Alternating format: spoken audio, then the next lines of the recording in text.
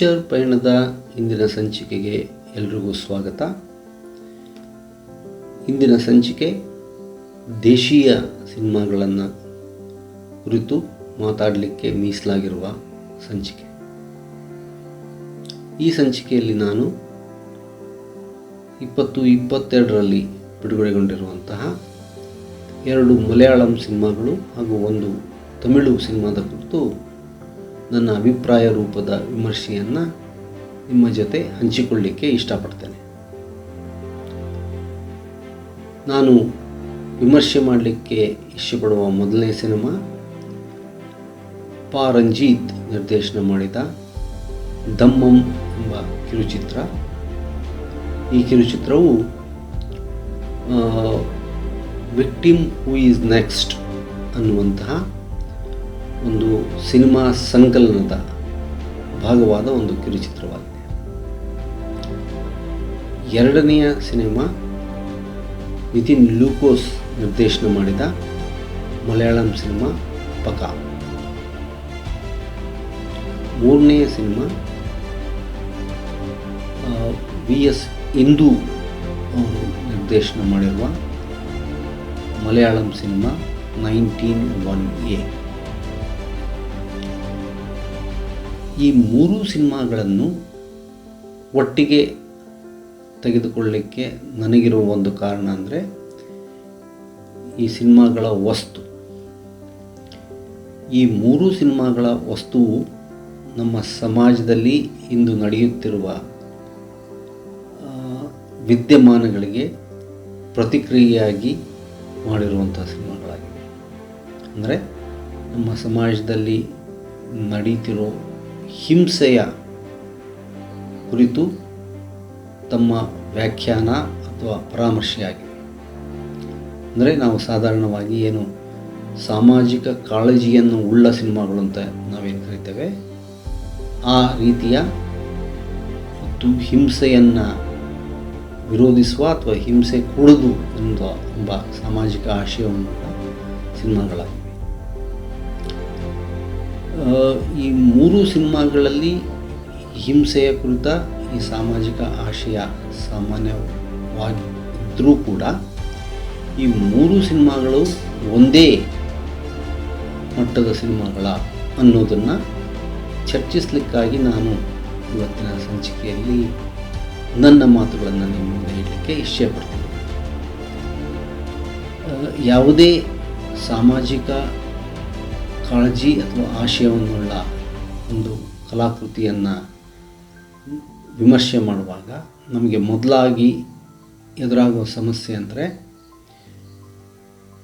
ಅದರಲ್ಲಿ ಪ್ರಮುಖವಾಗಿ ನಾವು ಅದರ ಸಾಮಾಜಿಕ ಕಾಳಜಿಯನ್ನು ಮನ್ನಿಸಿ ಇನ್ನುಳಿದ ಅದರ ಕಲಾ ರಚನೆಯ ಅಥವಾ ಕಲೆಯನ್ನು ಸಾಮಾಜಿಕ ಆಶಯವನ್ನು ಕಲೆಯಲ್ಲಿ ಕಟ್ಟುವ ಸೃಜನಶೀಲ ಕಾಯಕವನ್ನು ಸ್ವಲ್ಪ ಬದಿಗೆ ಸರಿಸಿ ಈ ಸಿನಿಮಾವನ್ನು ಒಪ್ಪಿಕೊಂಡು ಬಿಡಬೇಕಾ, ಅಥವಾ ಸಿನಿಮಾದ ಕಲೆಯ ಎಲ್ಲ ವ್ಯಾಕರಣವನ್ನು ಬಳಸಿ ಅಥವಾ ಕಲೆಯ ಶಕ್ತಿಯನ್ನು ಬಳಸಿ ಹೇಗೆ ಆ ಸಾಮಾಜಿಕ ಕಾಳಜಿಯನ್ನು ಪ್ರಕಟಿಸಲಾಗಿದೆ ಅಥವಾ ಸಾಮಾಜಿಕ ಆಶಯವನ್ನು ಪ್ರಕಟಿಸಲಾಗಿದೆ ಅನ್ನುವ ಕುರಿತು ವಿಮರ್ಶೆ ಮಾಡಬೇಕಾ, ಮತ್ತು ಸಿನಿಮಾಕ್ಕೆ ಒಂದು ಕಲಾಶಕ್ತಿ ಇದ್ದು ಆ ಕಲಾಶಕ್ತಿಯ ಮೂಲಕ ನಾವು ಒಂದು ಸಾಮಾಜಿಕ ಆಶಯ ಅಥವಾ ಕಾಳಜಿಯನ್ನು ಪ್ರಕಟಿಸುವಾಗ ಅದಕ್ಕೆ ಆ ರೀತಿಯ ಸಾಮಾಜಿಕ ಕಾಳಜಿಗೆ ಹೊಸ ಒಳನೋಟಗಳೇನಾದರೂ ಸಿಗ್ತವಾ, ಇಲ್ಲ ನಾವು ರೂಢಿಗತವಾಗಿ ತೆಗೆದುಕೊಳ್ತಿರುವ ನಿಲುವುಗಳಿಗೆ ಅವು ಮಿತಗೊಂಡು ಬಿಡ್ತಾವ, ಅದಕ್ಕಿಂತ ಅವು ಮುಂದೆ ಹೋಗೋದಿಲ್ವ ಅನ್ನೋದು ಒಂದು ಸಿನಿಮಾ ವಿಮರ್ಶೆಯ ಮುಖ್ಯ ಕಾಳಜಿಯಾಗಿರಬೇಕಂತ ನಾನಾದರೂ ಅಂದ್ಕೊಳ್ತೇನೆ. ಹಾಗಾಗಿ ನನ್ನ ಅಭಿಪ್ರಾಯಗಳು ಈ ರೀತಿಯ ಒಂದು ನಿಲುವಿನವಾಗಿದೆ. ನನ್ನ ಪ್ರಕಾರ ಒಂದು ಸಿನಿಮಾ ಸಾಮಾಜಿಕ ಕಾಳಜಿಯನ್ನು ಉಳ್ಳದ್ದಾಗಿರಬೇಕು, ಆದರೆ ಆ ಸಾಮಾಜಿಕ ಕಾಳಜಿಯನ್ನು ಪ್ರಕಟಿಸುವಂತಹ ಹೊತ್ತಿನಲ್ಲಿ ಅದು ಸಿನಿಮಾ ಕಲೆಯ ಎಲ್ಲ ಸಾಧ್ಯತೆಗಳ ಮೂಲಕ ಆ ಸಾಮಾಜಿಕ ಕಾಳಜಿಯನ್ನು ಅಭಿವ್ಯಕ್ತಿಪಡಿಸಿದರೆ ಅದು ಆ ಸಾಮಾಜಿಕ ಕಾಳಜಿಗೆ ಹೊಸ ಒಳನೋಟಗಳನ್ನು ತಂದುಕೊಡ್ತದೆ ಮತ್ತು ನಮಗೆ ಹೊಸ ಬಗೆಯ ವಿಚಾರಗಳನ್ನು ನಮ್ಮಲ್ಲಿ ಉದ್ದೀಪಿಸಲಿಕ್ಕೆ ಕಾರಣವಾಗ್ತದೆ ಅನ್ನೋದು ನನ್ನ ಖಚಿತವಾದ ಅಭಿಪ್ರಾಯ. ನನ್ನ ಈ ವಿಮರ್ಶೆ ಆ ನೆಲೆಯಿಂದ ಬಂದಂಥದ್ದು. ಇದರ ಸರಿ ತಪ್ಪುಗಳನ್ನು ನೀವು ಪರಾಮರ್ಶಿಸಿ ನನ್ನ ಮಾತುಗಳನ್ನು ನೀವು ಒಪ್ಪಬಹುದು ಅಥವಾ ಬಿಡಬಹುದು. ಆದರೆ ಆ ರೀತಿಯ ಒಂದು ವಾಗ್ವಾದಕ್ಕೆ ಕಾರಣ ಆಗಲಿ ಅನ್ನೋ ಕಾರಣಕ್ಕಾಗಿಯೇ ನಾನು ಈ 3 ಸಿನಿಮಾಗಳನ್ನ ಒಟ್ಟಿಗೆ ನಿಮ್ಮ ಮುಂದೆ ವಿಮರ್ಶೆ ಮಾಡಲಿಕ್ಕೆ ತಗೊಂಡಿದ್ದೇನೆ. ದಯವಿಟ್ಟು ಆಲಿಸಿ. ಪಾ ರಂಜಿತ್ ಅವರ ತಮಿಳು ಕಿರುಚಿತ್ರ ದಮ್ಮಂ ಜಾತಿ ಹಿಂಸೆಯ ಕುರಿತಾದದ್ದು. ಅದು ದಲಿತರ ಮೇಲೆ ಮೇಲ್ಜಾತಿಯವರು, ದಲಿತರಿಗಿಂತ ಮೇಲಿನ ಜಾತಿಯವರು ನಡೆಸುವ ಹಿಂಸೆ ಕುರಿತಾದದ್ದು ಮತ್ತು ಆ ಹಿಂಸೆಯ ಸ್ವರೂಪ ಕುರಿತಾದದ್ದು. ನಮಗೆಲ್ಲ ಗೊತ್ತಿರುವ ಹಾಗೆ ಈ ರೀತಿಯ ದಲಿತರ ಮೇಲೆ ನಡೆಯುವ ಹಿಂಸೆಗಳಿಗೆ ಒಂದು ಕಾರಣ ಅವರ ಸ್ವಾಭಿಮಾನಿ ಬದುಕು. ಈ ಮೇಲ್ಜಾತಿಯವರ ಹಂಗಿಲ್ಲದೆ ಸ್ವಾಯತ್ತವಾಗಿ ತಮ್ಮದೇ ಬದುಕನ್ನು ತಾವು ಕಟ್ಟಿಕೊಳ್ಳುವ ಸ್ವಾಭಿಮಾನಿ ದಲಿತರನ್ನು ಕಂಡ್ರೆ ಇವರು ನಮಗೆ ಹಂಗಿಗೆ ಬೀಳದೆ ನಮ್ಮ ಸಾಮಾಜಿಕ ಸ್ಥಾನಮಾನವನ್ನು ಅವಮಾನಿಸ್ತಿದ್ದಾರೆ ಅನ್ನೋ ಭಾವದಲ್ಲಿ, ಆ ತರತಮ ಭಾವದಲ್ಲಿ ಮಾಡೋ ಹಿಂಸೆ. ಈ ಹಿಂಸೆಗೆ ಕಾರಣ ಅಂತಂದರೆ ಈ ರೀತಿ ದಲಿತರನ್ನು ಸ್ವಾಯತ್ತವಾಗಿ ಬಿಡಲಿಕ್ಕೆ ಬಿಟ್ಟರೆ, ಅವರು ಸ್ವಾಭಿಮಾನಿಗಳಾಗಿ ಬಿಡಲಿಕ್ಕೆ ಬಿಟ್ಟರೆ, ನಾಳೆ ಅವರು ಈ ಜಾತಿ ವ್ಯವಸ್ಥೆಯನ್ನು, ಈ ಜಾತಿ ತರತಮವನ್ನು ಪ್ರಶ್ನೆ ಮಾಡ್ತಾರೆ. ಹಾಗಾಗಿ ಅವರ ಸ್ವಾಭಿಮಾನಿಯಾಗಿ ಸ್ವಾಯತ್ತವಾಗಿ ಬದುಕುವ ವಾತಾವರಣವನ್ನೇ ನಾಶ ಮಾಡಿಬಿಟ್ರೆ ಅವರು ನಮ್ಮ ಹಂಗಿನಲ್ಲಿ, ನಾವು ಹೇಳುವ ತರತಮ ವ್ಯವಸ್ಥೆಯಲ್ಲಿ ಬದುಕ್ತಾರೆ. ಇದನ್ನು ಹಲವಾರು ಬಗೆಗಳದ್ದು. ಶಿಕ್ಷಣ ಪಡೆದ ದಲಿತರು ಹಿಂಸೆಗೊಳಗಾಗೋದು, ಭೂ ಸ್ವಾಧೀನ ಹೊಂದಿ ತನಗೆ ತಾನೇ ಕೃಷಿ ಮಾಡುವ ದಲಿತರು ಈ ಹಿಂಸೆಗೆ ಈಡಾಗೋದು, ನಗರಗಳಲ್ಲೂ ಸಹ ಸ್ವಾಭಿಮಾನಿಯಾಗಿ ಸ್ವಾಯತ್ತವಾಗಿ ಬದುಕುವ ದಲಿತರು ಹಿಂಸೆಗೊಳಗಾಗೋದು. ಈ ರೀತಿ ಸ್ವಾಯತ್ತವಾಗಿ ಬದುಕುವ ದಲಿತ ಮಹಿಳೆಯರು ಒಂದು ಪುರುಷಾಧಿಪತ್ಯದ ಮೇಲ್ಜಾತಿ ಪುರುಷಾಧಿಪತ್ಯಗಳು ಸೇರಿ ತಮಗೆ ಸವಾಲು ಹಾಕ್ತಿದ್ದಾರೆ ಅನ್ನುವ ಗರ್ವದಲ್ಲಿ ನಡೆಯುವ ಹಿಂಸೆಗಳು. ಇದನ್ನು ದಲಿತರ ಮೇಲಿನ ನಡೆಯುತ್ತಿರುವ ಹಿಂಸೆ ವಿದ್ಯಮಾನಗಳನ್ನು ಗಮನಿಸಿದರೆ ಇದು ಬಹಳ ಮುಖ್ಯವಾಗಿ ನಮಗೆ ಕಾಣ್ತದೆ. ಸ್ವಾಭಿಮಾನಿ ಸ್ವಾಯತ್ತ ಬದುಕಿನ ದಲಿತರು ನಮ್ಮ ತರತಮ ಜಾತಿ ವ್ಯವಸ್ಥೆಗೆ ಸವಾಲು ಹಾಕ್ತಿದ್ದಾರೆ. ಆ ಸವಾಲನ್ನು ಮಟ್ಟ ಹಾಕಬೇಕು. ಅದಕ್ಕೆ ಹಿಂಸೆ ಎಂಬ ಗರ್ವವನ್ನು ಉಪಯೋಗಿಸಬೇಕು ಅನ್ನೋದು ಜಾತಿ ಹಿಂಸೆ ಅನೇಕ ವಿದ್ಯಮಾನಗಳಲ್ಲಿ ನಮಗೆ ಕಾಣ್ತಾ ಇದೆ. ಅದು ವಿದ್ಯಾವಂತ ದಲಿತರ ಬಗ್ಗೆ ಆಗಲಿ, ಅಥವಾ ಸ್ವಾಯತ್ತ ಕೃಷಿ ಮಾಡುವ ದಲಿತರ ಬಗ್ಗೆ ಆಗಲಿ, ಅಥವಾ ನಗರದಲ್ಲಿ ತಲೆ ಎತ್ತಿ ಬದುಕಿ ಒಂದು ಸ್ಪರ್ಧಾತ್ಮಕ ಆಧುನಿಕ ಬದುಕಿನಲ್ಲಿ ಮೇಲ್ಜಾತಿಗಳ ಜೊತೆ ಸರಿಸಮನಾಗಿ ನಿಲ್ಲುವ ದಲಿತರ ಬಗ್ಗೆ ಆಗಲಿ ಇರುವಂತಹ ಒಂದು ಕ್ರೌರ್ಯ ಮನೋಭಾವ, ಜಾತಿ ಗರ್ವದ ಕ್ರೌರ್ಯ ಮನೋಭಾವ ಅನೇಕ ವಿದ್ಯಮಾನಗಳನ್ನ ಇದಕ್ಕೆ ಉದಾಹರಣೆಯಾಗಿ ನೋಡ್ತಾ ಇದ್ದಾವೆ. ಪಾ ರಂಜಿತ್ ಅವರ ದಮ್ಮಂ ಒಬ್ಬ ಸ್ವಾಯತ್ತ ಸ್ವಾಭಿಮಾನಿ ಕೃಷಿಕ ದಲಿತ ರೈತನ ಕುರಿತ ಒಂದು ಕಥನವಾಗಿದೆ.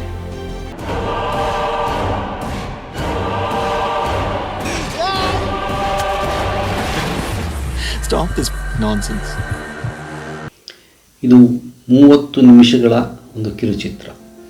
ಈ 30 ನಿಮಿಷಗಳಲ್ಲಿ ಪಾ ರಂಜಿತ್ ನಮಗೆ ದಲಿತ ಸ್ವಾಭಿಮಾನಿಯಾಗಿರುವ ಸ್ಥಿತಿಯನ್ನು ಕಟ್ಟಿಕೊಡ್ತಾರೆ. ಮೇಲ್ಜಾತಿಗಳವರ ದೊಡ್ಡ ಭೂ ಹಿಡುವಳಿಯ ನಟ್ಟ ನಡುವೆ 1 ಎಕರೆ ಚಿಕ್ಕದಾದ ಸ್ವಾಯತ್ತ ಭೂಮಿಯನ್ನು ಹೊಂದಿರುವ ಗುಣ ಎಂಬ ದಲಿತ ರೈತ ತನ್ನ ಸ್ವಾಭಿಮಾನಿ ಶ್ರಮದಲ್ಲಿ ಬೆಳೆ ಬೆಳ್ಕೊಂಡು ತನ್ನ ಸಂಸಾರವನ್ನು ನಿಭಾಯಿಸ್ತಿರ್ತಾನೆ ಮತ್ತು ತನ್ನ ಒಬ್ಬಳೇ ಮಗಳಾದ ಖೇಮ ಅನ್ನುವ ಶಾಲೆಗೆ ಹೋಗುವ ಹುಡುಗಿಗೆ ಒಂದು ಸ್ವಾಭಿಮಾನವನ್ನು ಕಲಿಸಿರ್ತಾನೆ.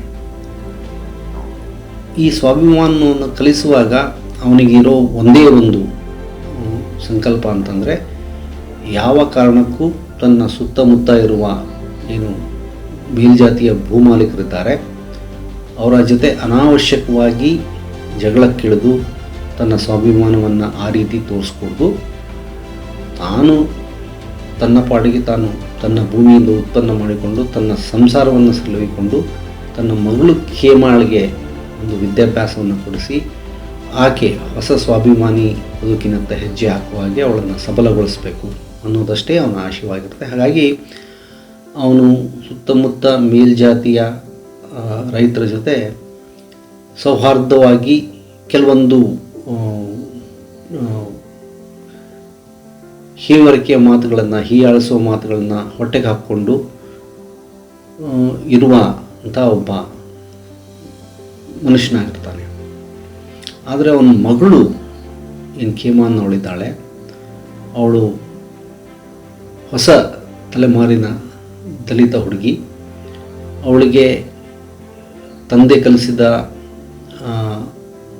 ಸ್ವಾಭಿಮಾನದ ಆಶಯಗಳಿವೆ, ಅದು ಮತ್ತು ಜಾಗೃತವಾಗಿದೆ ಅವಳಿಗೆ. ಮತ್ತು ಆ ಜಾಗೃತಿ ಸ್ವತಂತ್ರವಾಗಿ ತನ್ನ ವಿಚಾರಗಳನ್ನು ಮುಖಕ್ಕೆ ಹೇಳುವಷ್ಟು ಸ್ಥೈರ್ಯವನ್ನು ಆಕೆಗೆ ತಂದುಕೊಟ್ಟಿದೆ. ಹಾಗಾಗಿ ಅವಳು ತಂದೆ ಏನಾದರೂ ಈ ವಿಷಯವಾಗಿ ತಗ್ಗಿ ಬಗ್ಗಿ ನಡಿಬೇಕು ಅಂದರೆ ಅದನ್ನು ಪ್ರಶ್ನೆ ಮಾಡುವಷ್ಟು ಆಕೆ ತನ್ನ ಸ್ವಾಭಿಮಾನವನ್ನು ಗಳಿಸ್ಕೊಂಡಿದ್ದಾಳೆ.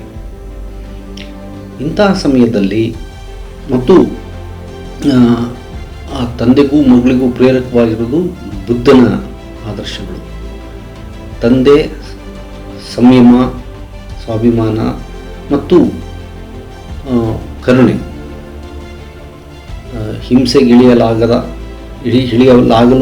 ಹಿಡಿಯಲು ಬಾರದ ಒಂದು ಕರುಣೆಯಲ್ಲಿ ಸಮಾಜವನ್ನು ಎದುರಿಸಬೇಕು ಅನ್ನೋದು.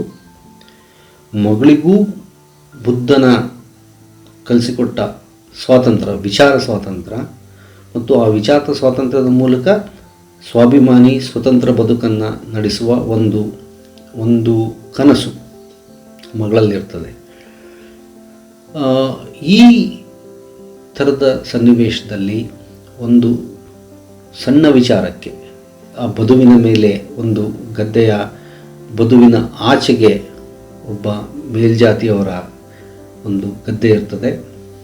ಈಚೆ ಬದಿ ಗುಣನ ಸಣ್ಣ ಭೂಯಿಟೋಳಿ ಇರ್ತದೆ. ಆ ಗದ್ದೆಯ ಮೇಲೆ ಖೇಮ ನಡ್ಕೊಂಡು ಬರ್ತಿರುವಾಗ ಅವಳೆದುರಿಗೆ ಮತ್ತು ಸದಾ ಈ ಗುಣನನ್ನು ಹೀಯಾಳಿಸುವ ಮೇಲ್ಜಾತಿಯ ಯುವಕನೊಬ್ಬ ಎದುರಾಗ್ತಾನೆ. ಅವ್ರ ನಡುವೆ ನಡೆಯುವ ಸಂಘರ್ಷದ ಕಾರಣವಾಗಿ ಒಂದು ಸಣ್ಣ ಪ್ರಮಾಣದ ಹಿಂಸೆ ನಡೀತದೆ. ಆ ಹಿಂಸೆ ನಡೆದ ನಂತರ ಯಾವ ಮೇಲ್ಜಾತಿಯವರು ಯಾವ ರೀತಿ ಪ್ರತಿಕ್ರಿಯಿಸ್ತಾರೆ, ಇವ್ರ ಮೇಲೆ ಯಾವ ರೀತಿ ಹಿಂಸೆ ಮಾಡಲಿಕ್ಕೆ ಬರ್ತಾರೆ ಮತ್ತು ಈ ಹಿಂಸೆಯನ್ನು ಖೇಮ ಹಾಗೂ ಗುಣ ಹೇಗೆ ಎದುರಿಸ್ತಾರೆ ಮತ್ತು ಅದನ್ನು ಹೇಗೆ ನಿಭಾಯಿಸ್ತಾರೆ, ಕೊನೆಗೆ ತಮ್ಮ ಕರುಣೆ ಮತ್ತು ಸಂಯಮದ ಗುಣವನ್ನು ಹೇಗೆ ತೋರ್ಪಡಿಸುವ ಮೂಲಕ ಇಡೀ ಈ ಜಾತಿ ಸಂಘರ್ಷಕ್ಕೆ ಯಾವ ರೀತಿಯ ಒಂದು ಪ್ರತಿರೋಧಿ ಪರಿಹಾರವನ್ನು ಕಂಡುಕೊಳ್ಬೇಕು ಅನ್ನುವ ಕಡೆ ಪ್ರೇಕ್ಷಕರನ್ನು ಯೋಚಿಸುವ ಹಾಗೆ ಮಾಡ್ತಾರೆ. ಇದು ಈ ಸಿನಿಮಾದ ಒಂದು ಸಂಕ್ಷಿಪ್ತ ಕಥಾ ಚೌಕಟ್ಟು. ಆದರೆ ಇದನ್ನು ಹೇಳುವ ಬಗೆ ಇದೆಯಲ್ಲ, ಅಂದರೆ ದಲಿತರು ಸ್ವಾಭಿಮಾನಿಯಾದ ಬದುಕನ್ನು ಕಟ್ಟಿಕೊಳ್ಬೇಕು. ಸ್ವಾಭಿಮಾನಿಯಾದ ಬದುಕನ್ನು ಕಟ್ಟಿಕೊಳ್ಳುವಾಗ ಒಂದು ಸಂಯಮ ಮತ್ತು ಕರುಣೆಯ ಬದುಕನ್ನು ರೂಢಿಸ್ಕೊಳ್ಬೇಕು. ಆ ಮೂಲಕ ಹಿಂಸಾತ್ಮಕವಾಗಿ ವರ್ತಿಸುವ ಮೇಲ್ಜಾತಿಯವರಿಗೆ ಒಂದು ಮಾದರಿಯಾಗಿರಬೇಕು. ಸಮಾನತೆ ಅನ್ನೋದು ಬರಬೇಕಂತಂದಾದರೆ, ಜಾತಿ ಸಮಾನತೆ ಅನ್ನೋದು ಬರಬೇಕಾದ್ರೆ ಅದು ಸಂಯಮ ಮತ್ತು ಕರುಣೆಯಿಂದ ಹೊಸ ಸಮಾಜದ ಕನಸನ್ನು ಕಾಣೋದು, ಹೊಸ ಸಮಾಜವನ್ನು ಕಟ್ಟೋದ್ರ ಮೂಲಕ ಮಾತ್ರ ಬರುತ್ತೆ ಅನ್ನೋ ನಂಬಿಕೆಯನ್ನು ಇಟ್ಕೊಂಡಂಥ ಎರಡು ಪಾತ್ರಗಳಿರ್ತವೆ. ಅದರಲ್ಲಿ ಒಂದು ವೈರುಧ್ಯ ಇದೆ. ಗುಣನಿಗೆ ಸಂಯಮ ಅಂದರೆ ತಗ್ಗಿ ಬಗ್ಗಿ ಒಂದು ಸ್ವಲ್ಪ ಹೊಟ್ಟೆಗೆ ಹಾಕಿಕೊಂಡು ಅವಮಾನಗಳನ್ನು ಹೊಟ್ಟೆಗೆ ಹಾಕ್ಕೊಳ್ಳೋದಾದರೆ, ಖೇಮಾಳಿಗೆ ಆ ರೀತಿಯ ವರ್ತನೆ ಮಾಡುವ, ಅಸಮಾನತೆಯ ವರ್ತನೆಯನ್ನು ತೋರುವವ್ರನ್ನ ಪ್ರಶ್ನೆ ಮಾಡೋದು, ಹಿಂಸೆ ಮಾಡೋದಲ್ಲ, ಪ್ರಶ್ನೆ ಮಾಡೋದು. ಆ ಪ್ರಶ್ನೆಯ ಮೂಲಕ ಅವರನ್ನು ಎದುರಿಸುವ ಒಂದು ಛಾತಿಯ ಖೇಮ. ಇವರಿಬ್ಬರಿಗೂ ಸಾಮಾನ್ಯವಾದದ್ದು ಹಿಂಸೆಯ ಸ್ವರೂಪದ ಬಗ್ಗೆ, ಹಿಂಸೆಯನ್ನು ಎದುರಿಸುವ ಅನಿವಾರ್ಯತೆಯ ಬಗ್ಗೆ ಮತ್ತು ಹಿಂಸೆಯನ್ನು ಎದುರಿಸುವಿಕೆ ಪ್ರತಿಹಿಂಸೆಗಿಂತ ಒಂದು ಕರುಣೆ ಮತ್ತು ಮಾನವ ಸಂಬಂಧ ಅಥವಾ ಮನುಷ್ಯರ ಬದುಕು ಬಹಳ ಮುಖ್ಯ, ಮನುಷ್ಯರ ಜೀವ ಬಹಳ ಮುಖ್ಯ ಅನ್ನೋ ಅರಿವು ಅದು ಗುಣನಲ್ಲೂ ಇರುತ್ತೆ, ಖೇಮಾಳಲ್ಲೂ ಇರುತ್ತೆ. ಅದು ಹೇಗೆ ವ್ಯಕ್ತವಾಗುತ್ತೆ, ಈ ರೀತಿಯ ಒಂದು ಹಿಂಸೆಯ ಸಂಘರ್ಷದ ವಿದ್ಯಮಾನ ನಡೆದಾಗ ಮೇಲ್ಜಾತಿಯವರು ಹೇಗೆ ಪ್ರತಿಕ್ರಿಯಿಸ್ತಾರೆ, ಅದಕ್ಕಿಂತ ಬಹಳ ಭಿನ್ನವಾದ ರೀತಿಯಲ್ಲಿ ಈ ತಂದೆ ಮಗಳು ಪ್ರತಿಕ್ರಿಯಿಸುವ ಮೂಲಕ ನಮಗೆ ಜಾತಿ ಹಿಂಸೆಯನ್ನು ಎದುರಿಸುವ ಒಂದು ಪ್ರತಿರೋಧಿ ಹೊಸ ಮಾರ್ಗದ ತತ್ವಾದರ್ಶಗಳನ್ನು ಈ ಸಿನಿಮಾ ನಮಗೆ ಕಟ್ಕೊಡುತ್ತೆ. ಇದನ್ನ ಹೇಳಿದಷ್ಟು ಸುಲಭ ಅಲ್ಲ. 30 ನಿಮಿಷದ ಅವಧಿಯ ಆ ಸಿನಿಮಾದಲ್ಲಿ ಹೇಗೆ ಇದನ್ನು ಕಟ್ಟಬೇಕು ಅನ್ನೋದೇ ಒಂದು ದೊಡ್ಡ ಸವಾಲು. ಅದನ್ನು ಪಾರಂಜೀತ್ ತಮ್ಮ ಎಲ್ಲ ಕಲಾಶಕ್ತಿಯನ್ನು ಬಳಸಿ ಅಬ್ಬರವಿಲ್ಲದೆ ಈ ಸಿನಿಮಾವನ್ನು ಕಟ್ಟಿದ್ದಾರೆ. ಇದರಲ್ಲಿ ಅತ್ಯಂತ ಬಿಗುವಾದ ಚಿತ್ರಕಥೆ, ಅತ್ಯಂತ ಸೂಕ್ಷ್ಮವಾದ ಅಂದರೆ ಇಡೀ ಸಂಘರ್ಷದ ಸನ್ನಿವೇಶವನ್ನು ಬಣ್ಣಿಸುವ ಒಂದು ದೃಶ್ಯಕಟ್ಟನ್ನು ಸೆರೆ ಹಿಡಿಯುವ ಕ್ಯಾಮರಾದ ಕಸುಬುದಾರಿಕೆ. ಮೂರನೇದು, ಆ ಹಿಡಿದಿಟ್ಟ ದೃಶ್ಯಗಳನ್ನು 30 ನಿಮಿಷಗಳಲ್ಲಿ ಬಹಳ ಸಾಂದ್ರವಾಗಿ ಹೇಳುವಂತಹ ಒಂದು ಸಂಕಲನ. ಈ ಮೂರರ ಮೇಲೆಯೂ ಅಪಾರವಾದ ಹಿಡಿತವನ್ನು ಇಟ್ಕೊಂಡು ಒಂದು 30 ನಿಮಿಷದ ಕಿರುಚಿತ್ರವನ್ನು ಪಾರಂಜೀತ್ ಕಟ್ಟಿದ್ದಾರೆ ಮತ್ತು ಬಹಳ ಅತ್ಯುತ್ತಮ ಅಭಿನಯವನ್ನು ಗುಣನಾಗಿ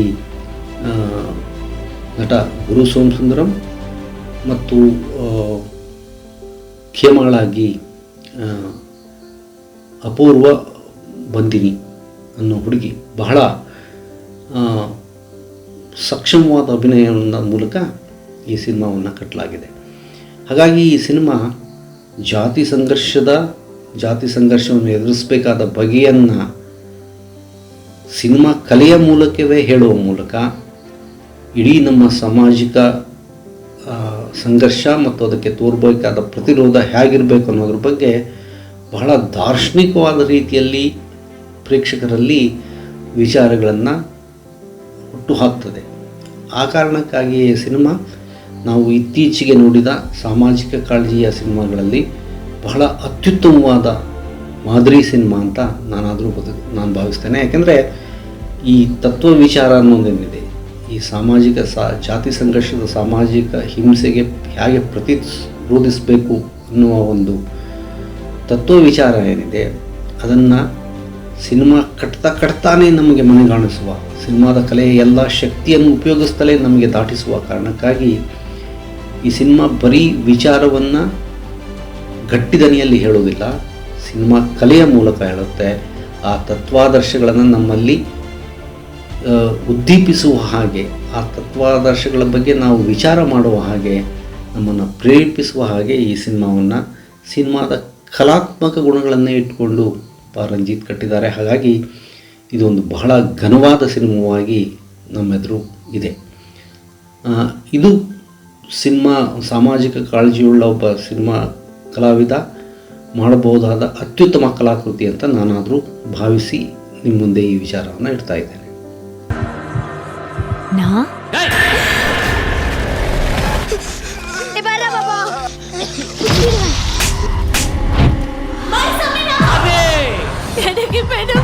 தெரியல, நான் ஒன்றும் பண்ணல.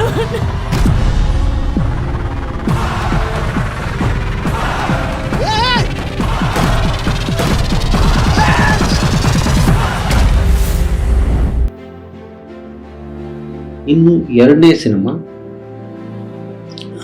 ನಿತಿನ್ ಲೂಕೋಸ್ ನಿರ್ದೇಶನ ಮಾಡಿದ ಪಕ. ಪಕ ಎರಡು ಕುಟುಂಬಗಳ ನಡುವಿನ ಹಿಂಸೆಯನ್ನು ಕುರಿತಾದ ಸಿನಿಮಾ. ಎರಡು ಮಧ್ಯ ಕೇರಳದಿಂದ ವಯನಾಡಿನ ಗಡಿನಾಡಿನ ಪ್ರದೇಶಕ್ಕೆ ವಲಸೆ ಬಂದ, ತಲೆಮಾರುಗಳ ಹಿಂದೆ ವಲಸೆ ಬಂದ ಎರಡು ಕ್ರಿಶ್ಚಿಯನ್ ಕುಟುಂಬಗಳ ನಡುವೆ ಇರುವ ಕುಟುಂಬ ವೈಷಮ್ಯದ ಹಿಂಸೆಯ ಮೂಲಕ ನಡೆಯುತ್ತಿರುವ ಕೊಲೆಗಳನ್ನು ವಸ್ತುವಾಗಿಟ್ಟುಕೊಂಡ ಸಿನಿಮಾ. ಈ ಸಿನಿಮಾದಲ್ಲಿ ಎರಡು ವಿರಸಮಯ ಕುಟುಂಬಗಳು ಏನು ತಲತಲಾಂತರದಿಂದ ಒಂದು ಕುಟುಂಬದವರು ಮತ್ತೊಂದು ಕುಟುಂಬದವರನ್ನು ಕೊಲ್ಲುವ ಪರಿಪಾಠವನ್ನು ರೂಢಿಯನ್ನು ಬೆಳೆಸ್ಕೊಂಡ್ಬಿಟ್ಟಿದ್ದಾರೆ. ಅಂತಹ ಎರಡು ವೈಷಮ್ಯದ ಕುಟುಂಬಗಳ ಒಬ್ಬ ಯುವಕ ಜೋನಿ ಮತ್ತು ಪ್ರತಿ ಕುಟುಂಬದ ಯುವತಿ ಅನ್ನ ಒಬ್ಬರನ್ನೊಬ್ಬರು ಪ್ರೀತಿಸುವ ಮೂಲಕ, ಆ ಪ್ರೀತಿಯ ಮೂಲಕ ಈ ತಲತಲಾಂತರದ ಕೌಟುಂಬಿಕ ಹಿಂಸೆಯನ್ನು, ಕ್ರೌರ್ಯವನ್ನು ಕೊನೆಗೊಳಿಸಲಿಕ್ಕೆ ಪ್ರಯತ್ನಿಸ್ತಾ ಇರ್ತಾರೆ.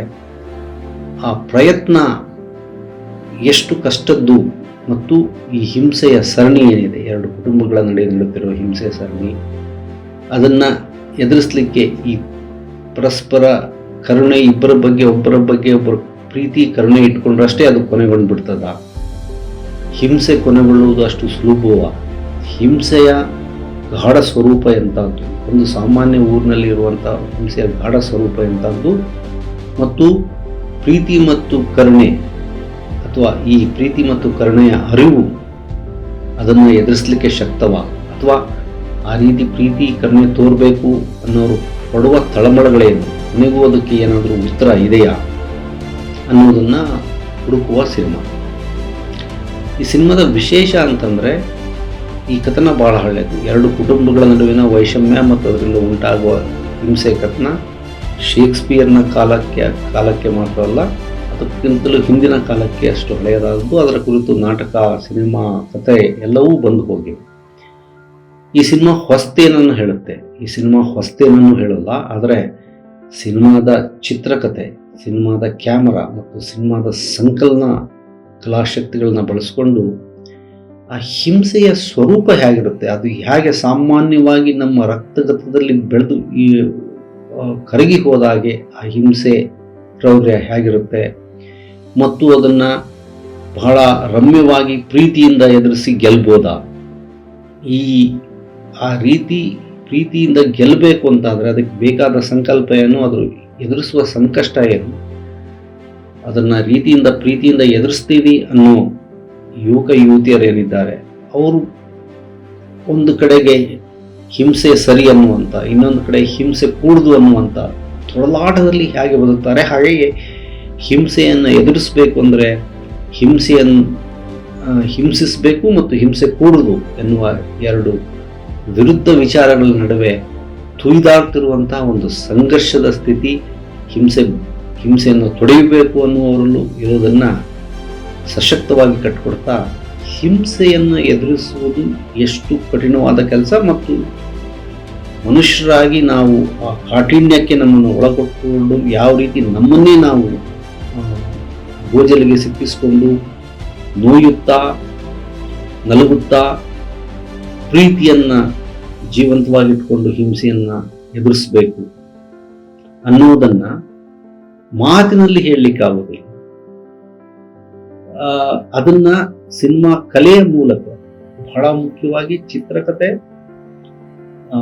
ಮತ್ತು ದೃಶ್ಯದ ಶಕ್ತಿಯಾದ ಕ್ಯಾಮರಾ ಮತ್ತು ಸಂಕಲನವನ್ನು ಬಳಸಿಕೊಂಡು ನಿತಿನ್ ಲೂಕೋಸ್ ಏನು ಸಿನಿಮಾ ಕಟ್ಟಿದ್ದಾರೆ. ಆ ಸಿನಿಮಾ ಈ ಹಿಂಸೆಯನ್ನು ಎದುರಿಸಲಿಕ್ಕೆ ಇರುವ ಸವಾಲುಗಳು ಮತ್ತು ಕಾಠಿಣ್ಯತೆಯ ಒಂದು ದರ್ಶನವನ್ನ ನಮಗೆ ಮಾಡಿಸ್ತಾರೆ. ಅಂದ್ರೆ ನಾನು ಮಾತಿನಲ್ಲಿ ಹೇಳಲಾಗುತ್ತೆ, ಪಠ್ಯದ ಭಾಷೆಯಲ್ಲಿ ಹೇಳಲಾಗುತ್ತನ್ನ ಆ ಸಿನಿಮಾ ನಮಗೆ ತೋರಿಸ್ತಾರೆ. ಅಂದ್ರೆ ಆ ಕಾಠಿಣ್ಯವನ್ನ ಅರ್ಥ ಮಾಡ್ಕೊಳ್ಳಿಕ್ಕೆ, ಅದರ ನೋವನ್ನ, ಆ ಹಿಂಸೆಯ ಕ್ರೌರ್ಯವನ್ನು ಅರ್ಥ ಮಾಡ್ಕೊಳ್ಳಿಕ್ಕೆ ನಾವು ಆ ಸಿನಿಮಾವನ್ನೇ ನೋಡ್ತೀವಿ. ബോഡി എടുത്തായിരുന്നു, ആരെങ്കിലും കൊണ്ട് കൊന്നിട്ടായിരിക്കും. കൊന്നതായിരുന്നെങ്കിൽ ഒന്നില്ലെങ്കിൽ ഞങ്ങളുടെ കുടുംബം, അല്ലെ അവരുടെ കുടുംബം.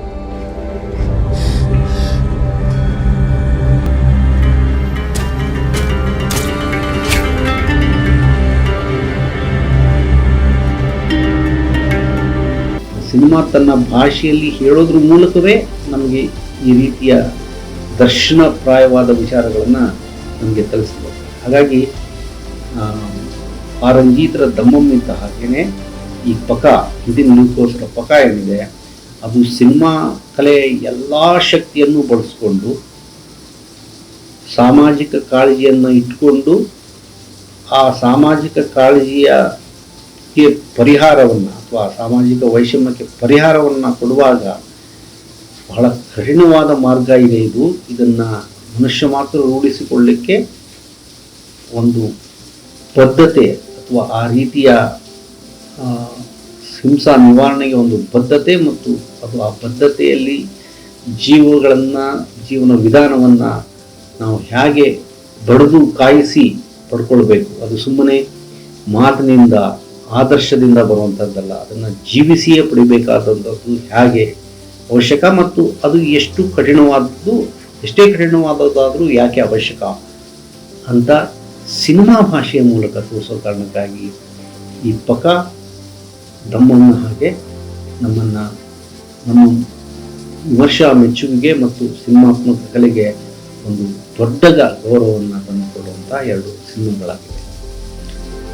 ನನ್ನ ಮಾತಿನ ಮೂಲಕ ಹೇಳಲಾಗೋದಿಲ್ಲ, ಅದನ್ನು ನೀವು ಅದನ್ನು ಸಿನಿಮಾ ನೋಡಿ ಅನುಭವಿಸಿ ಅಂತ ನಾನು ಅದನ್ನು ನಿಮ್ಮಲ್ಲಿ ಹೇಳಿಕೊಡ್ತೀನಿ.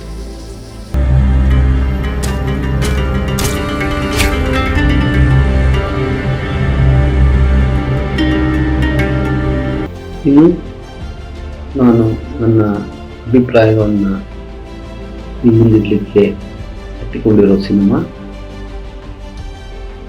2 ವಾರಗಳ ಹಿಂದೆ ಬಿಡುಗಡೆಯಾದ VS ಇಂದು ಅವರು ನಿರ್ದೇಶನ ಮಾಡಿದ ಮಲಯಾಳಂ ಸಿನಿಮಾ 1901A. ಈ 1901A ಅಂದರೆ ನಮ್ಮ ಸಂವಿಧಾನದಲ್ಲಿ ಇರುವ ಅಭಿವ್ಯಕ್ತಿ ಸ್ವಾತಂತ್ರ್ಯದ ಬಗೆಗಿನ ಪರಿಚ್ಛೇದ. ನಮಗೀಗಾಗಲೇ ಪರಿಚಿತವಾಗಿರುವ ಹಾಗೆ ಈ ಸಮಾಜದ ರೂಢಿಗತ ಹಿಂಸೆಯ ವಿರುದ್ಧ ತಮ್ಮ ಧ್ವನಿಯನ್ನು ಎತ್ತಿ ಅದರ ವಿರುದ್ಧ ಪ್ರಖರವಾಗಿ ವಿಚಾರ ಪ್ರಸಾರ ಮಾಡಲಿಕ್ಕೆ ತಮ್ಮ ಬದುಕನ್ನು ಕೊಟ್ಕೊಂಡು ಆ ಕಾರಣಕ್ಕಾಗಿಯೇ ಆ ರೂಢಿಗತ ಅಸಮಾನತೆ ಮತ್ತು ಭಿನ್ನಮತದ ವಿಚಾರಗಳನ್ನು ಸಹಿಸದ ಒಂದು ಸಮಾಜದ ವಿಭಾಗ ಏನಿದೆ, ಇವರ ಭಿನ್ನಮತವನ್ನು ಸಹಿಸಿಕೊಳ್ಳಕೂಡದು ಮತ್ತು ಈ ಭಿನ್ನಮತವನ್ನು ಅವರ ಜೀವ ತೆಗೆಯುವ ಮೂಲಕವೇ ಹಣಿಬೇಕು ಅಂತ ಏನು ಪ್ರಯತ್ನಗಳನ್ನು ಮಾಡಿ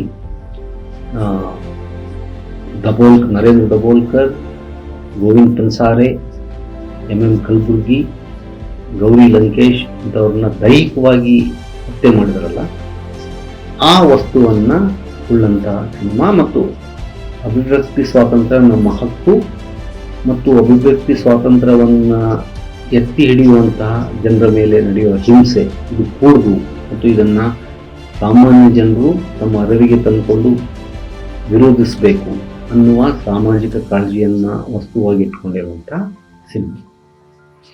ಹಾಗಾಗಿ ಈ ಸಾಮಾಜಿಕ ಕಾಳಜಿ ಬಹಳ ಒಳ್ಳೆಯದು. ಅಂದರೆ ಈ ರೀತಿಯ ಅಭಿವ್ಯಕ್ತಿ ಸ್ವಾತಂತ್ರ್ಯವನ್ನು ದಮನ ಮಾಡುವಂಥ ಶಕ್ತಿಗಳ ವಿರುದ್ಧ ಜನಸಾಮಾನ್ಯರಿಗೆ ಒಂದು ಪ್ರಜ್ಞೆ ಬಂದು ಅವರು ಪ್ರತಿರೋಧಿಸಲಿಕ್ಕೆ ತಮ್ಮ ಜೀವನವನ್ನು ಅಣಿಗೊಳಿಸಿಕೊಂಡಾಗ ಮಾತ್ರ ಈ ಹಿಂಸೆ ನಿಲ್ತದೆ, ಇಲ್ಲದೆ ಇದ್ರೆ ಈ ಹಿಂಸೆ ಮುಂದುವರಿತದೆ ಅನ್ನುವ ಪ್ರಜ್ಞೆ ಈ ಸಿನಿಮಾದ ವಸ್ತು. ಈ ವಸ್ತು ಬಹಳ ಗೌರವಾರ್ಹವಾದದ್ದು ಮತ್ತು ನಾವೆಲ್ಲ ಮೆಚ್ಚಬೇಕಾದಂಥದ್ದೇ. ಆದರೆ ಈ ಸಿನಿಮಾದ ಒಂದು ಸಮಸ್ಯೆ ಅಂತಂದರೆ, ಈ ಸಿನಿಮಾದ ಒಂದು ಕೇಂದ್ರ ಪಾತ್ರ ನಾನೇನು ಈಗ ಹಿಂದೆ ಹತ್ಯೆಯಾದ 4 ವ್ಯಕ್ತಿಗಳ ಹೆಸರನ್ನು ಹೇಳಿದೆ, ಅವರನ್ನು ಪ್ರತಿನಿಧಿಸುವ ಭಿನ್ನಮತೀಯ ಲೇಖಕ ಗೌರಿಶಂಕರ್ ಅನ್ನುವ ಪಾತ್ರ. ಆತ ಈ 4 ಜನರನ್ನ ಕೊಂದ ಸ್ಥಾಪಿತ ಸಮಾಜದ ಹಿತಾಸಕ್ತಿಗಳೇನಿದ್ದಾವೆ ಅವರ ವಿರುದ್ಧ ತನ್ನ ವಿಚಾರ ಪ್ರಸಾರವನ್ನು ಮಾಡ್ತಿರುವಂಥ ಒಬ್ಬ ಲೇಖಕ. ಆ ಕಾರಣಕ್ಕಾಗಿಯೇ ಈ ರೀತಿಯ ಹಿಂಸೆಯನ್ನು ಎಸಗಲಿಕ್ಕೆ, ಸಾಮಾಜಿಕ ವೈಷಮ್ಯ ಮತ್ತು ಸೌಹಾರ್ದವನ್ನು ಇಲ್ಲವಾಗಿಸಿ ಅಥವಾ ಅದರ ವಿರುದ್ಧ ಹೋರಾಡ್ತಿರೋರನ್ನು ಹಿಂಸಾತ್ಮಕವಾಗಿ ಇಲ್ಲವಾಗಿಸಲಿಕ್ಕೆ ಕೆಲಸ ಮಾಡ್ತಿರುವಂತಹ ಸಂಘಟನೆಗಳು ವಿಭಾಗ ಏನಿದೆ ಅವರ ಕೆಂಗಣ್ಣಿಗೆ ಗುರಿಯಾದಂಥ ಒಬ್ಬ ಲೇಖಕ. ಆ ಲೇಖಕನನ್ನ ಇದೇ 4 ಜನರ ಹಾಗೇನೆ ನಡುಬೀದಿಯಲ್ಲಿ ಗುಂಡಿಟ್ಟು ಕೊಲ್ಲಲಾಗ್ತದೆ. ಆ ಕೊಲೆಯ ಕಾರಣವಾಗಿ ಆ ಕೊಲೆಯಿಂದ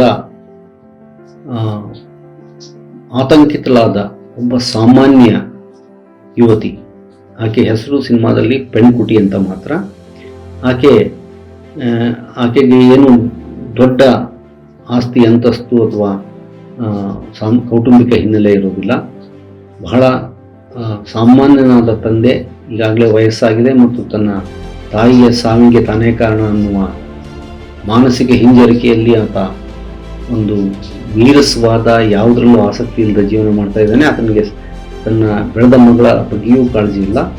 ಈ ಹುಡುಗಿ ಮಾತ್ರ ಒಂದು ಸಣ್ಣ ಜೆರಾಕ್ಸ್ ಅಂಗಡಿಯನ್ನು, ಫೋಟೋಶಾಪ್ ಅಂಗಡಿಯನ್ನು ಇಟ್ಕೊಂಡು ಅದರ ಮೂಲಕ ಜೀವನಕ್ಕೆ ಬೇಕಾದ ಆದಾಯವನ್ನು ಕಷ್ಟದಲ್ಲಿ ಸಂಗ್ರಹಿಸ್ತಾ ಯೌವನದ ಅಥವಾ ಬಾಳ ಸಂಗಾತಿಯ ಯಾವ ಆಶೆ ಇಲ್ಲದೆ ದಿನವನ್ನು ನುಗ್ತಿರುವಂಥ ಒಬ್ಬ ಯುವತಿ ಪೆಣ್ಕುಟಿ ಅನ್ನುವ ಯುವತಿಯಲ್ಲಿ ಈ ಕೊಲೆ, ಗೌರಿಶಂಕರ್ ಅನ್ನೋ ಕೊಲೆ ಮೂಡಿಸುವ ಒಂದು ಪ್ರಜ್ಞೆ ಅಥವಾ ಈ ಹಿಂಸೆಯಿಂದ ಆಕೆ ಆತಂಕಿತಳಾಗಿ ಆ ಆತಂಕದಲ್ಲಿ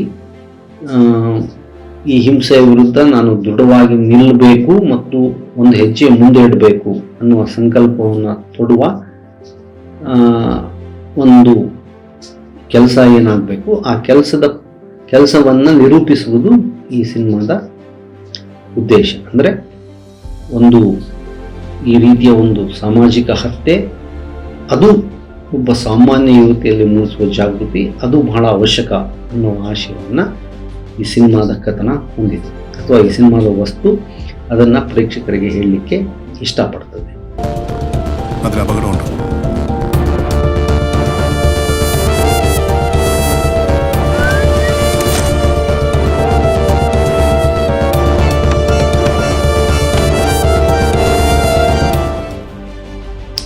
ಆದರೆ ಈ ಸಿನಿಮಾದ ದೊಡ್ಡ ಸಮಸ್ಯೆ ಅಂತಂದರೆ ಇದನ್ನು ಹೇಳಲಿಕ್ಕೆ, ಇದು ಹೇಳೋದು ಬಹಳ ಆಡಿದಷ್ಟು ಸುಲಭ ಅಲ್ಲ.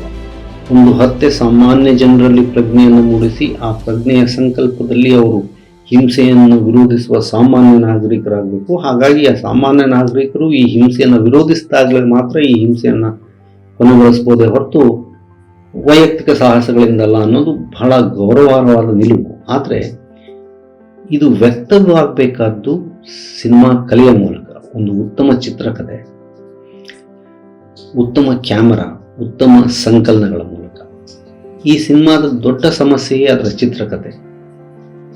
ಆ ಲೇಖಕ ಕ್ರಾಂತಿಕಾರಿ ಅಂದರೆ ಯಾವ ರೀತಿ ಕ್ರಾಂತಿಕಾರಿ, ಆತನನ್ನು ವಿರೋಧಿಸಲಿಕ್ಕೆ ಹಿಂಸಾತ್ಮಕ ಗುಂಪುಗಳಿರೋ ಕಾರಣವೇನು, ಆತನ ಕೊಲೆಯಿಂದ ಆತಂಕಿತಳಾಗಿ ತಲ್ಲಣಗೊಂಡು ಪ್ರಜ್ಞೆಯನ್ನು ಪಡೆಯುವ ಯುವತಿಯ ಸಾಮಾಜಿಕ ಹಿನ್ನೆಲೆ ಏನು, ಯಾವ ಕಾರಣಗಳು, ಸಾಮಾಜಿಕ ಕಾರಣಗಳಿಗಾಗಿ ಆ ಯುವತಿ ಈ ಕೊಲೆಯಿಂದ ಪ್ರಜ್ಞೆಯನ್ನು ಪಡಿತಾಳೆ ಮತ್ತು ಆ ಪ್ರಜ್ಞೆಯನ್ನು ಪಡೆಯುವ ಸಾಮಾಜಿಕ ವಿಧಾನಗಳೇನು, ಅದಕ್ಕಿರುವ ಸಮಾಜದಲ್ಲಿರುವ ಅವಕಾಶಗಳೇನು, ಇವೆಲ್ಲವನ್ನೂ ಬಹಳ ಜಟಿಲವಾದ ಈ ವಿಷಯಗಳನ್ನು ಹೆಣೆದು ಈ ಸಿನಿಮಾದ ಕಥೆಯನ್ನು ಕಟ್ಟಬೇಕಾಗತ್ತೆ. ಮತ್ತು ಹೆಣೆದು ಕಟ್ಟುವಾಗ ಬಹಳ ಅತ್ಯುತ್ತಮವಾದ ಬಿಗಿಯಾದ ಚಿತ್ರಕಥೆ ಮತ್ತು ಈ ರೀತಿಯ ವಿದ್ಯಮಾನಗಳ ಬಗೆಗಿನ ಆಳವಾದ ಅರಿವು, ಅಂದರೆ ಈ ರೀತಿಯ ಹತ್ಯೆಗಳ ಬಗೆಗಿನ ರಾಜಕೀಯ ಸಾಮಾಜಿಕ ಅರಿವು, ಅದೇ ರೀತಿ ಸಾಮಾನ್ಯ ಜನರನ್ನು ಪ್ರಭಾವಿಸುವ ಮತ್ತು ಅದಕ್ಕೆ ಪ್ರತಿಕ್ರಿಯಿಸಲಿಕ್ಕೆ ಬೇಕಾದ ಒಂದು ಸಾಮಾಜಿಕ ವಾತಾವರಣದ ಅರಿವು,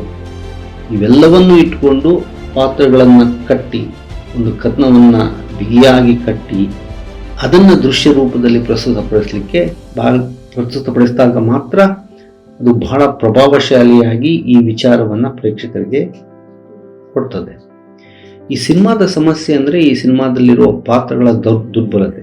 ಕ್ರಾಂತಿಕಾರಿಯಾದ ಗೌರಿಶಂಕರ್ನ ಲೇಖಕನ ಪಾತ್ರ ರಚನೆಯಲ್ಲಾಗಲಿ ಅಥವಾ ಈ ರೀತಿ ಬಹಳ ಸಾಮಾನ್ಯವಾದ ಬದುಕನ್ನು, ಇದು ಈ ರೀತಿಯ ಯಾವ ಕ್ರಾಂತಿಕಾರಿಯ ಆಶಯಗಳಿಲ್ಲದೆ ಸಣ್ಣ ಊರಿನಲ್ಲಿ ಒಂದು ಸಾಮಾನ್ಯವಾದ ಸಂಸಾರವನ್ನು ನಡೆಸಲಿಕ್ಕೆ ಏಗ್ತಿರುವಂಥ ಒಂದು ಸಾಮಾನ್ಯ ಹುಡುಗಿಗೆ ಹೇಗೆ ಈ ರೀತಿಯ ಹತ್ಯೆ ಈ ಪ್ರಜ್ಞೆಯನ್ನು ತಂದು ಕೊಡ್ತದೆ ಅನ್ನೋದಕ್ಕೆ ಆ ಪಾತ್ರ ಪೆಣ್ಕುಟಿ ಅನ್ನೋ ಪಾತ್ರ ಬಹಳ ಗಟ್ಟಿಯಾಗಿ ಕಟ್ಟಬೇಕಿತ್ತು. ಆ ಪಾತ್ರವೂ ಅಷ್ಟು ಗಟ್ಟಿಯಾಗಿಲ್ಲ. ಹಾಗಾಗಿ ಎರಡು ಮುಖ್ಯ ಪಾತ್ರಗಳ ರಚನೆಯಲ್ಲೇನೆ, ಅಂದರೆ ಚಿತ್ರಕಥೆಯ ಆ ಮುಖ್ಯ ಪಾತ್ರಗಳ ರಚನೆಯಲ್ಲೇನೆ ಒಂದಷ್ಟು ತೆಳುವು ಇರೋದ್ರಿಂದ ನೀವು ಎರಡೂ ಪಾತ್ರಗಳನ್ನ ಇಟ್ಕೊಂಡು ಒಂದು ಕಥೆಯನ್ನು ಕಟ್ಟುವ ಮೂಲಕ ಪ್ರೇಕ್ಷಕರಲ್ಲಿ ಈ ರೀತಿಯ ಹಿಂಸೆಯ ವಿರುದ್ಧ ನಾಗರಿಕರು ಹೇಗೆ ಜಾಗೃತರಾಗ್ತಾರೆ, ಸಾಮಾನ್ಯ ನಾಗರಿಕರು ಹೇಗೆ ಜಾಗೃತರಾಗ್ತಾರೆ, ಆ ಜಾಗೃತಿ ಯಾಕೆ ಮುಖ್ಯ ಅಂತ ತಿಳಿಸ್ಬೇಕಾದ ವಿಚಾರವನ್ನು ತಿಳಿಸ್ಲಿಕ್ಕೆ ಈ ಸಿನಿಮಾ ಸೋಲ್ತದೆ.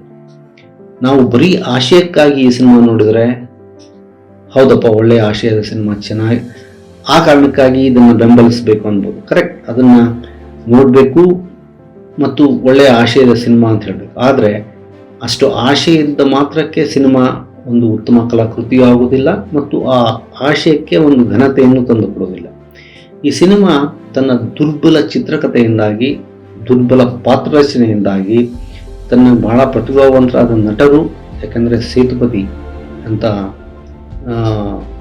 ಅತ್ಯುತ್ತಮ ಕಲಾವಿದ, ನಿತ್ಯಾ ಮೆನನ್ ಅಂತ ಅತ್ಯುತ್ತಮ ನಟಿ, ಇವರಿದ್ದೂ ಕೂಡ ಆ ಎರಡು ಮುಖ್ಯ ಪಾತ್ರಗಳ ರಚನೆಯಲ್ಲಿರುವ ದೌರ್ಬಲ್ಯದಿಂದಾಗಿ ಈ ಕಥನ ಕಟ್ಟಿಕೊಳ್ಳೋದೇ ಇಲ್ಲ ಮತ್ತು ಆಕೆ ಬದಲಾಗೋದಕ್ಕೆ, ಆತ ಕ್ರಾಂತಿಕಾರಿ ಅಂತ ಬಿಂಬಿಸಲಿಕ್ಕೆ ಮತ್ತು ಆಕೆ ಬದಲಾಗುತ್ತಿರೋದಕ್ಕೆ ಯಾವ ಸಕಾರಣಗಳು ನಿಮಗೆ ಆ ಕಥನದ ಹೆಣಿಗೆಯಲ್ಲಿ ನಿಮಗೆ ಕಾಣುವುದಿಲ್ಲ. ಹಾಗಾಗಿ ಪ್ರೇಕ್ಷಕರಿಗೆ ಇದೊಂದು ಹೇಳಿಕೆಯಾಗಿ ಈ ರೀತಿಯ ಹತ್ಯೆಗಳು ನಮ್ಮ ಸಮಾಜದಲ್ಲಿ ನಡೀತಾ ಇವೆ, ಇದು ಸಾಮಾನ್ಯ ಜನರ ಪ್ರಜ್ಞೆಗೆ ಬರಬೇಕು, ಆ ಪ್ರಜ್ಞೆ ಅವರಲ್ಲಿ ಬಂದಾಗ ಅವರು ಬಹಳ ಧೈರ್ಯದಿಂದ ಮುಂದಡಿಯಿಟ್ಟು ಇದನ್ನು ಎದುರಿಸ್ತಾರೆ ಅನ್ನೋ ವಿಷಯವನ್ನು ಬಾಯಲ್ಲಿ ಹೇಳೋದಲ್ಲ, ಸಿನಿಮಾದಲ್ಲಿ ತೋರಿಸ್ಬೇಕು.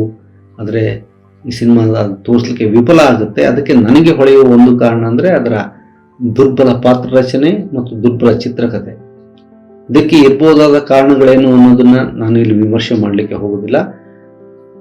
ಹಿಂದಿನ ಎರಡು ಸಿನಿಮಾಗಳಿಗೆ ಗಮನಿಸಿದರೆ ಹೇಗೆ ಹಿಂದಿನ ಎರಡು ಸಿನಿಮಾಗಳು ದಮ್ಮಂ ಮತ್ತು ಪಕ ಎರಡು ಸಿನಿಮಾಗಳು ಯಾವ ಕಾರಣಕ್ಕಾಗಿ ಸಿನಿಮಾದ ಕಲೆಯ ಮೂಲಕ ಈ ಹಿಂಸೆ ಮತ್ತು ಅದಕ್ಕಿರುವ ಪರಿಹಾರಗಳ ಅನಾವರಣ ಮಾಡ್ತಾ ಹೋಗ್ತದೆ, ಆ ಶಕ್ತಿಯ ಬಗ್ಗೆ ನಿರ್ದೇಶಕಿಯಾದ ಇಂದುಗೆ ಅಷ್ಟು ಖಾತ್ರಿ ಇದ್ದ ಹಾಗೆ ಈ ಸಿನಿಮಾದ ಅಭಿವ್ಯಕ್ತಿಯಲ್ಲಿ ಕಾಣುವುದಿಲ್ಲ. ಹಾಗಾಗಿ ಈ ಸಿನಿಮಾ ಒಳ್ಳೆಯ ಆಶಯಗಳಿದ್ದು ಒಂದು ಸಾಧಾರಣ ಸಿನಿಮಾವಾಗಿ ನಾವು ನಮ್ಮ ಕಣ್ಣೆದುರಿಗೆ ಬಂದ್ಬಿಡ್ತದೆ. ಹಾಗಾಗಿ ಇದು ಸಾಮಾಜಿಕ ಕಾಳಜಿಯನ್ನು ಹೇಳಿಕೆಯ ಮಟ್ಟದಲ್ಲೇ ಹೊಂದಿದ್ರು ಅದರ ಆಳ ಅಗಲಗಳನ್ನು ಪ್ರೇಕ್ಷಕರಲ್ಲಿ ಶೋಧಿಸಲಿಕ್ಕೆ ಮತ್ತು ಪ್ರೇಕ್ಷಕರಿಗೆ ಹೊಸ ವಿಚಾರಗಳಿಂದ ಪ್ರತಿಕ್ರಿಯಿಸಲಿಕ್ಕೆ ತಯಾರು ಮಾಡುವಂತಹ ಉತ್ತಮ ಸಿನಿಮಾವಾಗುವುದಿಲ್ಲ. ಇದನ್ನು ನಾನು ಈ ಎರಡು ಸಿನಿಮಾಗಳ ಜೊತೆಗಿಟ್ಟು ಯಾತಕ್ಕೆ ಹೇಳ್ತಾ ಇದ್ದೇನೆ ಅಂತಂದರೆ, ಅದು ಕಳಪೆ ಸಿನಿಮಾ ಅಂತಲ್ಲ. ಕಟ್ಟುವಿಕೆಯಲ್ಲಿ ಒಂದು ಕುಸುರಿ ಕೆಲಸ ಇದೆ, ಕ್ಯಾಮ್ರಾ ಕೆಲಸ ಚೆನ್ನಾಗಿ ಮಾಡಿದ್ದಾರೆ, ಎಡಿಟಿಂಗ್ ಕೆಲಸ ಚೆನ್ನಾಗಿ ಮಾಡಿದ್ದಾರೆ. ಆದರೆ ಇವೆರಡೂ ಹೊಂದಬೇಕು ಅಂತಂದರೆ ಅದಕ್ಕೊಂದು ಬೇಕಾದ ಪಾತ್ರ ರಚನೆ ಮತ್ತು ಚಿತ್ರಕಥೆ ಕಟ್ಟುವಿಕೆ ಇದೆಲ್ಲ, ಅವು ದುರ್ಬಲವಾಗಿರೋದ್ರಿಂದ ಈ ಸಿನಿಮಾ ಹೊಸ ವಿಷಯಗಳನ್ನೇನು ನಮಗೆ ಹೇಳೋದಿಲ್ಲ, ಹೊಸ ವಿಚಾರ ಜಾಗೃತಿಯನ್ನು ನಮ್ಮಲ್ಲಿ ಮೂಡಿಸೋದಿಲ್ಲ. ಈ ದಮ್ಮಂ ಮತ್ತು ಪಕ ನಮ್ಮನ್ನು ಕಾಡಿದ ಹಾಗೆ ಮತ್ತೆ ಮತ್ತೆ ನೋಡಿ ಅರ್ಥ ಮಾಡಿಕೊಂಡು ನಾವು ನಮ್ಮ ವಿಚಾರದಿಂದ ಪುಳಕಿತರಾಗುವ ಹಾಗೆ ಈ 1901A ಮಾಡೋದಿಲ್ಲ ಅನ್ನೋದು ನನ್ನ ಬಹಳ ಸ್ಪಷ್ಟವಾದ ಅಭಿಪ್ರಾಯವಾಗಿದೆ. ಇದಕ್ಕೆ ಭಿನ್ನಮತವನ್ನು ಅಥವಾ ಇದಕ್ಕೆ ಎದುರು ಮಾತನ್ನು ಯಾರೂ ಸಹ ಆಡ್ಬೋದು. ನನ್ನ ಈ ಮೂರು ಸಿನಿಮಾಗಳನ್ನು ಒಟ್ಟಿಗೆ ಇಟ್ಕೊಂಡು ವ್ಯಕ್ತಪಡಿಸ್ಲಿಕ್ಕೆ ಇದ್ದ ಒಂದೇ ಒಂದು ಕಾರಣ ಅಂದರೆ, ಸಾಮಾಜಿಕ ಕಾಳಜಿ ಸಿನಿಮಾಗಳಿಗೆ ಇರಬೇಕು, ಆದರೆ ಆ ಸಾಮಾಜಿಕ ಕಾಳಜಿಯನ್ನು ಪ್ರಕಟಿಸಲಿಕ್ಕೆ, ಅಭಿವ್ಯಕ್ತಿಪಡಿಸಲಿಕ್ಕೆ ಸಿನಿಮಾದ ಕಲಾ ಮಾಧ್ಯಮದ ಮೇಲೆ ನಿಮಗೆ ಒಳ್ಳೆಯ ಹಿಡಿತ ಇರಬೇಕು. ಬಹಳ ಸೃಜನಶೀಲವಾಗಿದ್ದಾಗ ಮಾತ್ರ ನಿಮಗೆ ಈ ಸಾಮಾಜಿಕ ಕಾಳಜಿಯ ಜಟಿಲತೆ ಮತ್ತು ಅದಕ್ಕೆ ನಾವು ಕಂಡುಕೊಳ್ಬೇಕಾದ ಪರಿಹಾರ ಉಪಾಯಗಳ ಒಂದು ಗಹನತೆ ನಮ್ಮ ಅರಿವಿಗೆ ಬರ್ತದೆ.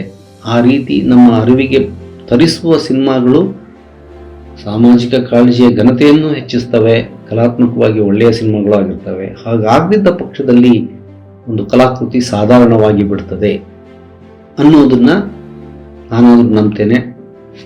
ಈ 3 ಸಿನಿಮಾಗಳ ಮೂಲಕ ಅದನ್ನು ತಮ್ಮ ಜೊತೆ ಹಂಚಿಕೊಳ್ಳಲಿಕ್ಕೆ ಪ್ರಯತ್ನ ಮಾಡಿದ್ದೇನೆ.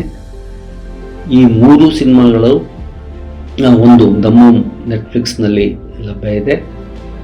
ಇನ್ನು 2 ಸಿನಿಮಾಗಳು 19 ಮತ್ತು ಪಕ್ಕಾ ಸೋನಿ ಲೈವ್ನಲ್ಲಿ ಲಭ್ಯ ಇವೆ. ದಯವಿಟ್ಟು ಅವನ್ನ ಸಾಧ್ಯ ಇರೋರನ್ನ ನೋಡಿ ಮತ್ತು ನನ್ನ ಮಾತುಗಳಿಗೆ ಪ್ರತಿಕ್ರಿಯೆಯನ್ನು ನೀವೇ ರೂಪಿಸಿಕೊಳ್ಳಿ. ಅವಕಾಶ ಇದ್ದಾಗ ಅದನ್ನು ವ್ಯಕ್ತಪಡಿಸಿ. ನನ್ನ ಅಭಿಪ್ರಾಯವನ್ನು ನಾನು ನಿಮ್ಮ ಮುಂದೆ ಇಟ್ಟಿದ್ದೇನೆ. ಈ ಮಾತುಗಳೊಂದಿಗೆ ನನ್ನ ಈ ಸಂಚಿಕೆಯನ್ನು ಮುಕ್ತಾಯಗೊಳಿಸ್ತೇನೆ.